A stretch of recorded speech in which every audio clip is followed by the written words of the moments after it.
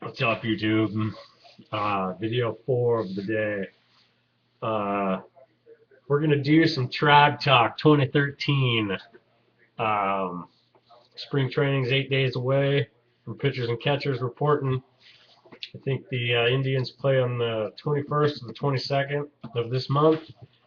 Um, I've made out my sheet of who I think this team is going to be. Um, and Yeah, so the Indians were garbage last year. They started out great. They were in it the first half. They were like a couple, 3 games back or something like that at the break, and they fell apart after that. It is official. There's one player from the team in 2007 that went to the playoffs and almost went to the World Series left on this year's team. The last couple of them are gone, and really, when it comes down to it, I was bummed about the Hafner signing the other day. Um, Not because of where he went. It had nothing to do with that because he went to the Yankees. But he's been an Indian for quite some time now, since '04 or something. Um, so that was kind of sad, I guess, to see him leave. But I look at it this way: that generation is gone. The only player left is Drupal Cabrera, and he was called up in 2007 and went on to the playoffs. So anyway, everybody's different. First, I'm going to go with the bullpen. The Indians have had a super solid bullpen the last few years, really. Um, the big three in the back end are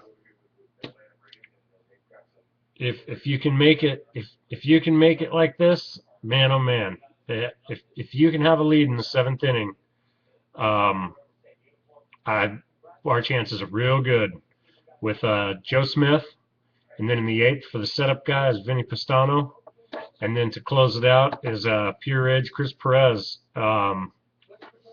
Perez blew some saves last year where they were pretty ugly, but 9 out of 10 times he's getting done, more than that.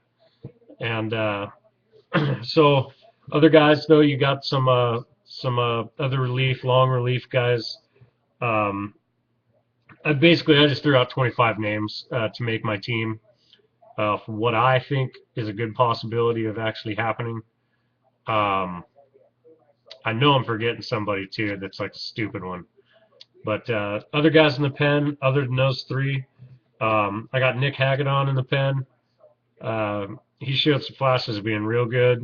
Um, he broke his hand or whatever, punching the Gatorade cooler, which sucks, But he should be better. He was a rookie last year. He's not new to it anymore, so we'll see. Uh, the other day we picked up Matt Capps from the Twins, and he's a veteran guy. He had a bunch of saves last year. Um, so like while Joe Nathan or whoever the Twins closer was hurt. So I think that's a solid pickup. Um, no, I wrote down Hagedorn's name twice. So the other one, I'd like to see in the bullpen is David Huff, because he's left-handed. Um, I'm pretty sure Caps is right-handed. Hagedorn, Smith, Pistano, and Perez are all right-handed guys. You gotta have somebody left-handed. Um, and yeah, so which leads me to my starting rotation, where they're all right-handers again too, with the exception of one because I'm not sure. And it's a big question mark next to my one. So I got my rotation with Jimenez, number one, because people could say whatever, the trade was bunk, whatever they want to say. Fact of the matter was, when we traded for Jimenez, we got rid of our two top prospects, Alex White and whatever the other dude's name was, Drew Pomeranz, and neither of them have done crap. And they keep on saying, well, Pomeranz is, could potentially, yeah, potential is the key word. I don't mind that trade at all. I really don't. I still think that Ubaldo's going to turn it around, and I have him as my number one. Number two, Justin Masterson. Just like Jimenez, he can look really good, but then he can look really bad. If they can just get some consistency down, Masterson is a horse. He doesn't get hurt often. He gives you the 7 innings. My number three is probably out of pitchers what I'm most excited about, and it's Trevor Bauer, who we got for Chew, basically. Who else did we get with Trevor Bauer? Oh, I forgot about the pen. Brian Shaw will be in that bullpen, and we'll see if Matt Albers is too. Both guys that we got from the Diamondbacks. So I knew I was forgetting a couple guys. Those are big ones that's going to make that bullpen even more solid. But anyway, I am very excited to see Trevor Bauer play. I know that they're saying that they're not going to give him a job before the spring starts, and I like that so that he can compete and not be complacent. If I've already got a spot in the rotation, but I really think that Bauer is going to win that spot out of the in the middle of the rotation, and throw him into it. Let's see what he's got. He clearly has nothing left in the minor leagues. I don't know why they would send him back down for any reason.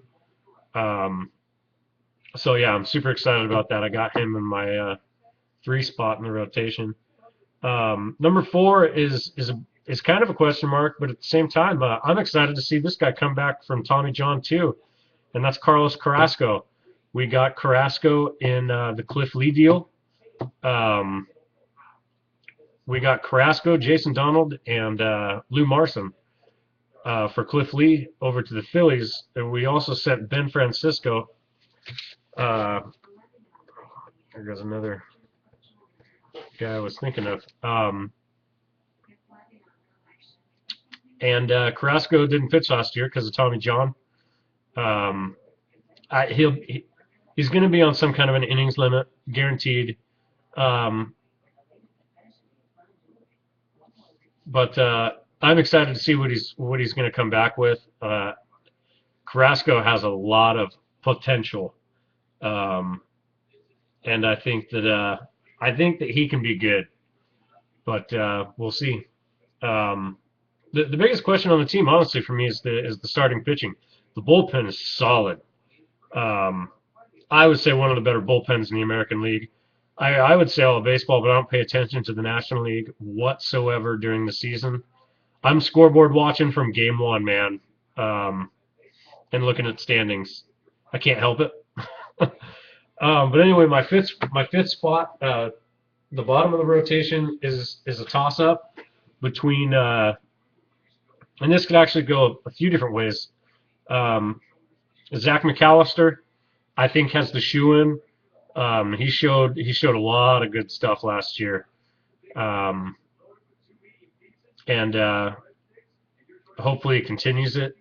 He would be my number 1 pick for that 5th spot in the rotation, and more than likely, I think he's going to get it. Barring any injuries or anything like that, anything weird. A couple years ago, Jason Donald was supposed to open the season at third base. He broke his hand literally the last game of spring training, and didn't get called up till like August,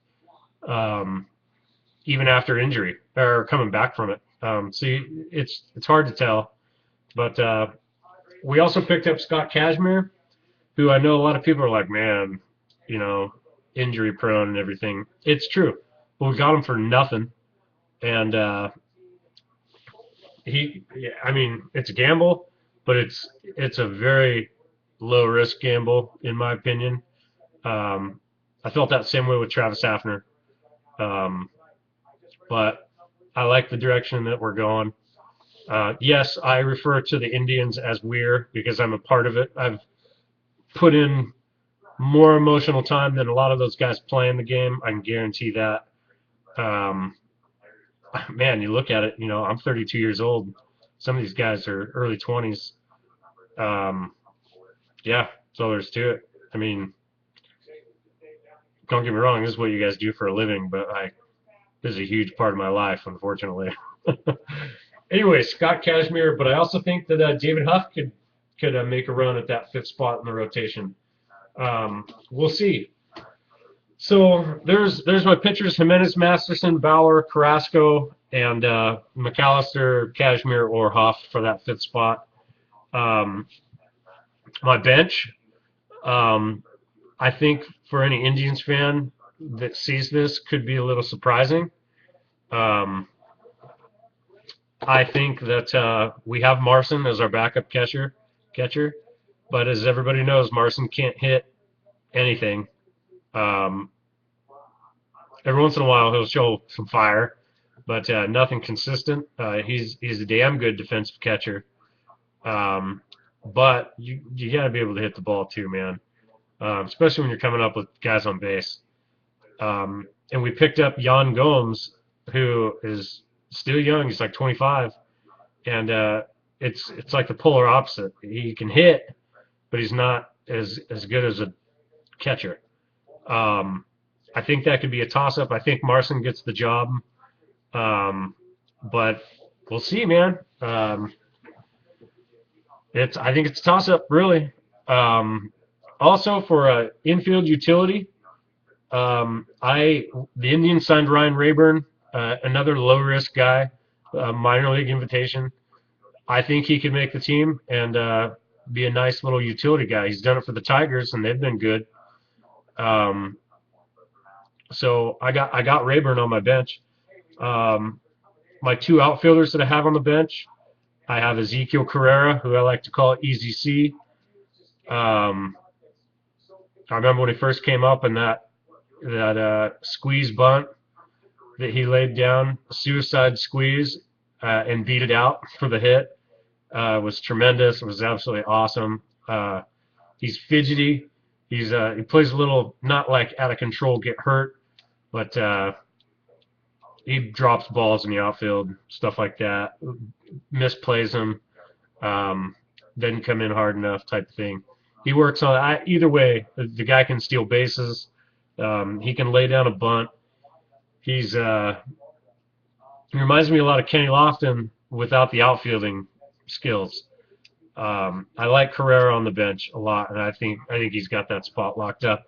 But the other outfielder that I got on my bench is a guy that we just re-signed as well, and that's Ben Francisco, who I had forgotten about and scribbled in a little bit earlier in the video. Ben Francisco, it bummed me out when we traded Cliff Lee. I knew Lee was coming. I'd heard it, and so I kind of was waiting for it to happen.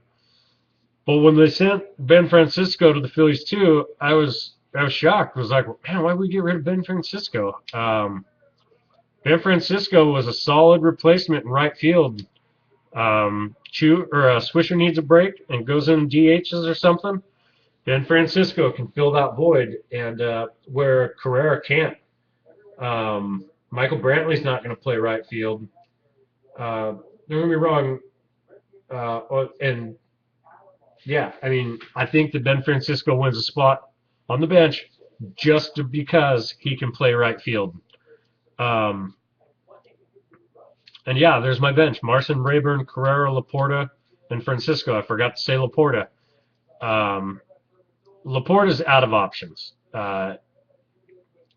Literally, the guy kills minor league pitching. He can't hit for crap in the bigs. Every once in a while, he'll run into one, but that's about it. He's coming off of a hip surgery. Honestly, I hope the Tribe pulls him out opening day and says, "Let's see what you got." 2 months in, if he's struggling, not doing anything as a bench role player, drop him. Maybe even just outright release him. But I'd like to see Laporta have one last shot. Yeah, I know he was the main guy that we traded for Sabathia. And everybody goes, well, that was a horrible trade. No, it wasn't. If we got back 6 hot dogs and a can of root beer for Sabathia, it was a good trade because Sabathia was leaving, and we weren't going to keep him. We didn't have enough in salary. We knew he was going to be gone, and anybody that says otherwise is a freaking retard. Um, so I'd like to see Laporta get that one last shot. Maybe try and prove that the trade wasn't so bad. But at the same time, a lot of people forget we got Michael Brantley out of that trade too from the Brewers, and Brantley has proven to be a pretty solid baseball player. So now we get into my lineup. There could be some tweaks here and there with the order, but I have in my leadoff spot Jason Kipnis. He's got power. He's a good base runner. He steals bases. I easily have Jason Kipnis in my leadoff hole. I think he'll excel at it. I think he'll do close to what Chu did last year. Let's throw him in the leadoff spot, see what he can do, and he did great. I'm the most excited about 2, 3, and 4, to be honest. 2, 3, and 4 are all switch hitters. I have Asdrubal Cabrera, our shortstop, hit number 2. Again, another guy that can show that he's got some pop. But he's consistent with his hitting. He does strike out. Everybody strikes out, and we got a lot of strikeout guys on our team. But I got Cabrera in the number 2 spot. Number 3 is my guy, Carlos Santana, another switch hitter. He can blast a ball. He can hit doubles. He's got to learn that a home run in every at-bat isn't necessary. But I think he's going to get it. I think he will. Don't get me wrong, this guy's no Buster Posey that came out and was like, I'm a superstar.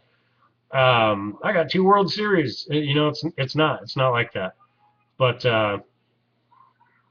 he's got a cannon behind the plate. He's progressively gotten better with throwing runners out. He looks more comfortable behind the plate. He was a converted third baseman. So I got Santana in my 3 spot, and cleaning up town is another switch hitter, Nick Swisher. I see 2 things happening with Nick Swisher. One, he just jumped in and might have just became the face of the franchise. It's a 4-year deal with a 5th-year option. He's 32 years old. He's going to be up there in age.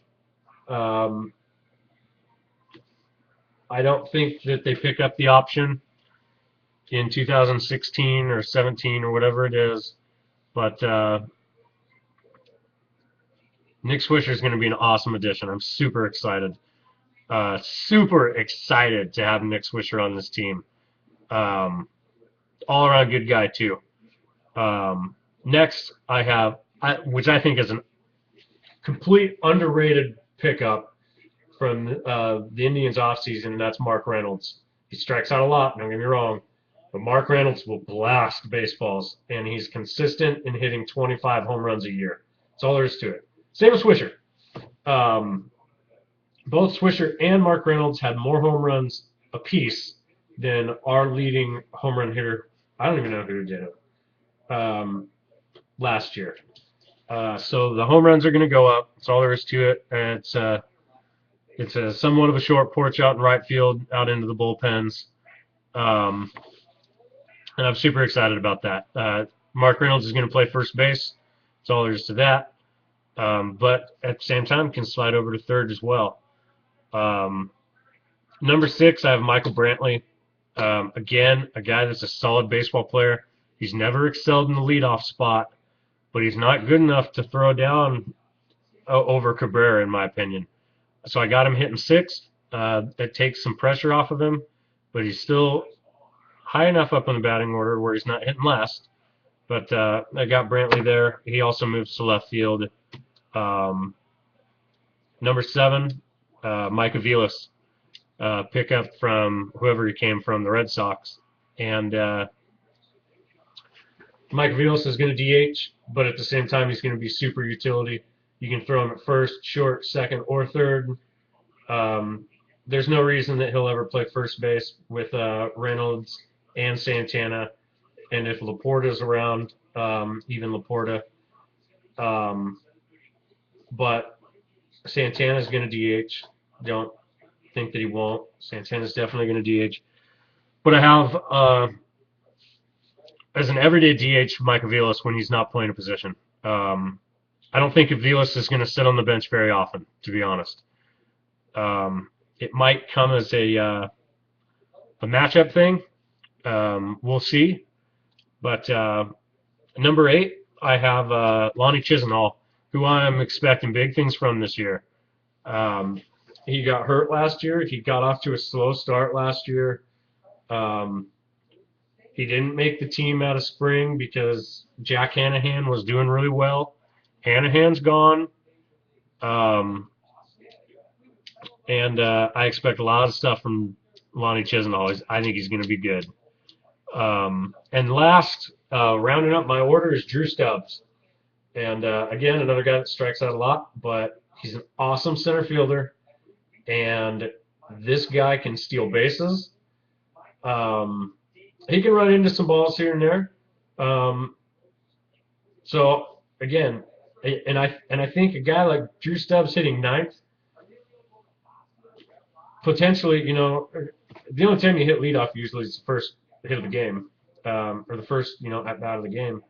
And with Kipnis hitting behind Stubbs, if Stubbs can get into scoring position, I think it's going to be awesome having Kipnis trying to drive him in back at the top of the order.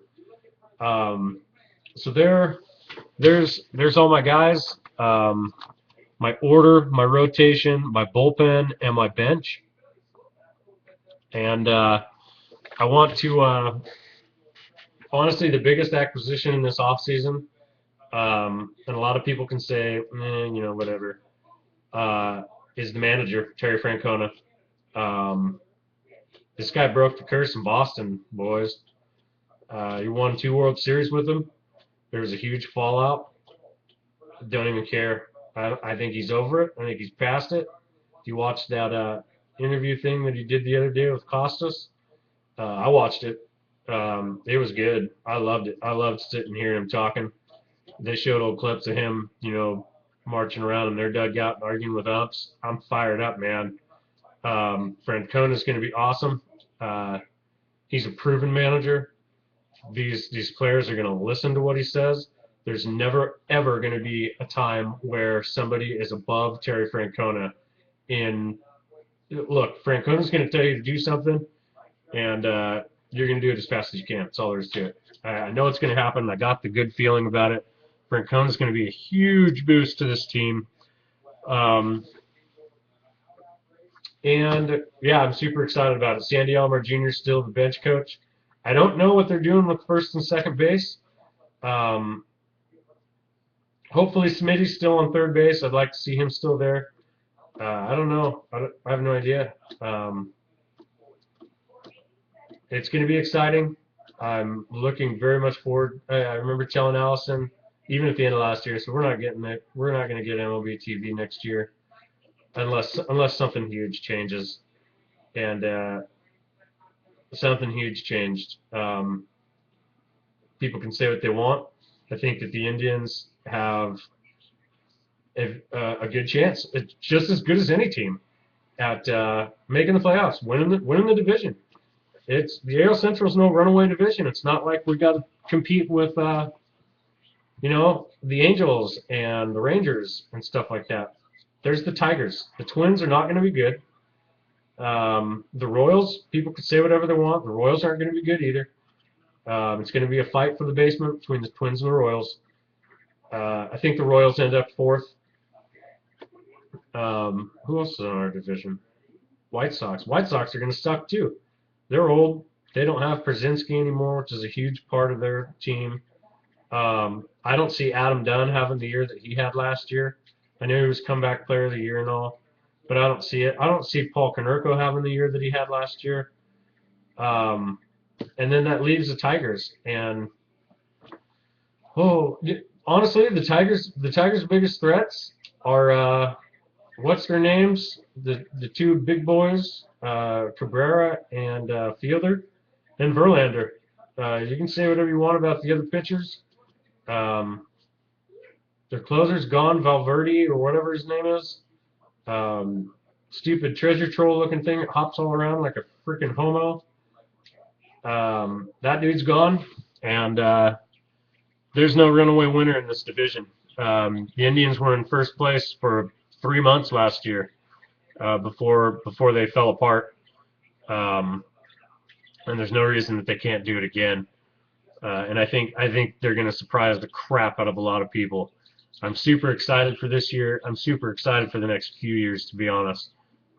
There's good stuff coming. There's prospects down in the minors that are good guys. There's Tyler Holt and Francisco Lindor and Tim Fedroff. I mean, it's a good time to be an Indians fan. It is. With the acquisitions that they've made, they've gotten rid of all those old guy contracts. No more going after Derek Lowe, who's on the back end just trying to make a team. Travis Hafner and Johnny Damon. Finally, we've cut ties with Grady Sizemore. Let him run a treadmill in somebody else's bill. That chick on the commercial smoking hot, the DirecTV genie. There's no more Casey Kochman. There's no more Shelley Duncan. The guys that were just kind of like normal guys every year, they're all gone. Yeah, it sucks that Chu's gone, but at the same time, we weren't going to be able to keep him. So just like Sabathia. He's a Boris client. He was going to be a free agent next year. There was no way he was going to stay. He wants to go to an on-paper immediate contender. And he's not going to stay with the Reds. You know, I honestly don't think the guys in Cincinnati, unless he finds it, he absolutely loves it there. But at the same time, I think Chu's got a little taste for the big towns, the Boston and Texas and New York towns, Philadelphia. I think that he's going to end up going somewhere, and Boris is going to get top dollar for him. He's going to be one of the bigger free agents next year, I think, and he's going to test it. He's not just going to sign a deal with Cincinnati. He's already making like $8 million this year or something. I saw, you know, they didn't go to arbitration. They settled on whatever. So anyway, there's my lineup. I've been waiting to make this video because I knew it was going to be a long one. Again, if you don't like the Indians or don't want to hear what I have to say about this team, don't watch. If you watch to this point, well, and you just shook your head the whole time, everything's wrong that guy has to say, so stupid. Like, I live in Oregon and I watch the Indians. I probably watch 150 games a year. And the majority of the ones that I miss are when the Indians are out of contention. It's the end of the year and football's coming back on. And I don't plan my day around an Indians game. That's all there is to it. That's my team. Super excited to be watching them this year and seeing how we come out. And with that, I'll end it. Roll Tribe.